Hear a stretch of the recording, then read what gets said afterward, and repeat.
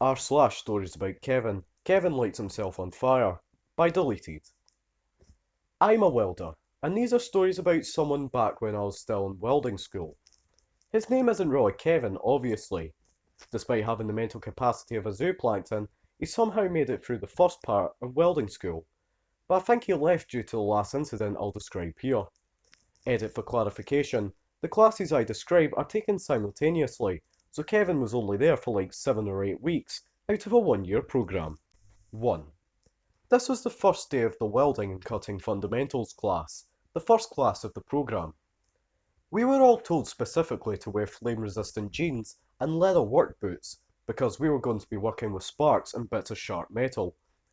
Kevin shows up in basketball shorts and sneakers. The instructor just sent him home and told him to come back next class with proper gear. Not a huge deal. The next day, Kevin shows up in jeans and cowboy boots. A lot of welders wear pull-on boots, but cowboy boots were a bit of a stretch. The instructor just kind of rolled his eyes and said it was okay. Fast forward a bit, and we are doing an introduction to using a plasma cutter. The instructor tells Kevin that he needs to make sure he pulls his jeans over his boots and not to have his jeans tucked into his boots as they were at the time. Kevin does, but as soon as we break up to go to the different booths and practice, Kevin tucks his jeans back into his boots again. He said, and I quote, "Fuck Mr. Welding Instructor, it looks cool this way." Those of you who are welders can see where this is going. Let me explain. A plasma cutter shoots a stream of sparks straight downward, and once in a while, a blob of molten metal will fall down onto the floor. To clarify, you aren't supposed to stand with your feet right in the blast zone of the sparks. You're supposed to step back a bit, so the sparks and stuff land in front of you. A few minutes in, I hear screaming from Kevin's booth. I turn to see him hopping across the shop, trying to yank his boot off and screaming all kinds of profanities. A blob of molten steel had fallen down inside Kevin's boot and was now burning his foot. He gets his boot off and runs outside to the sink, and I hear him running his foot under the water.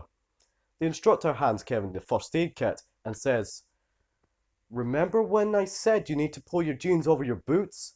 That wouldn't have happened if you had listened." 2. First day of big plate welding. Kevin is in my class again. Lucky me. Did I mention that in addition to being as dense as a pillar of rocks, this guy was also a complete douche nozzle?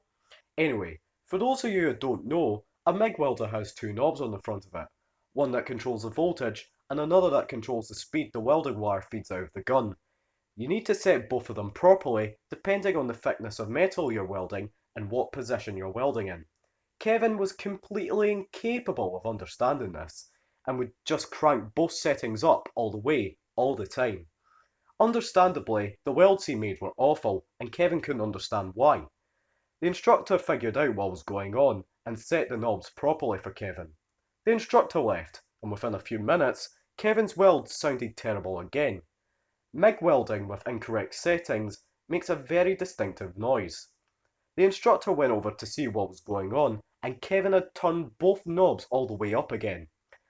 This repeated several more times over the course of the class. Every time the instructor told Kevin not to touch the knobs, and he kept doing it anyway for who knows what reason. 3. Partway through the stick plate welding class. We were practicing working in the 4G welding position, which is overhead. Imagine the joint between the wall and the ceiling. As you can imagine, working in this position means your hands have a lot of sparks and bits of molten metal falling down on them, and stick welding produces more sparks and spatter than other welding types. Kevin was having trouble doing this, and he said that he was having trouble controlling the rod as he was welding, and that's why his welds were bad. So for some reason, Kevin decides to take off his gloves and weld with bare hands, so he could have better control of the rod. For you welders out there, this was in the 4G position with a 7018 rod on half-inch steel plate. Kevin struck an arc and very quickly realised that his hands were being absolutely destroyed by the heat and sparks and spatter coming down on them. Why he thought that would be a good idea, I have no clue. 4. On at least 25 occasions I can think of, Kevin has tried to weld with his welding helmet either flipped up on top of his head or off his head completely. Several of them resulted in him seriously burning his eyes. I was honestly surprised this idiot could still see at the end of welding school. 5.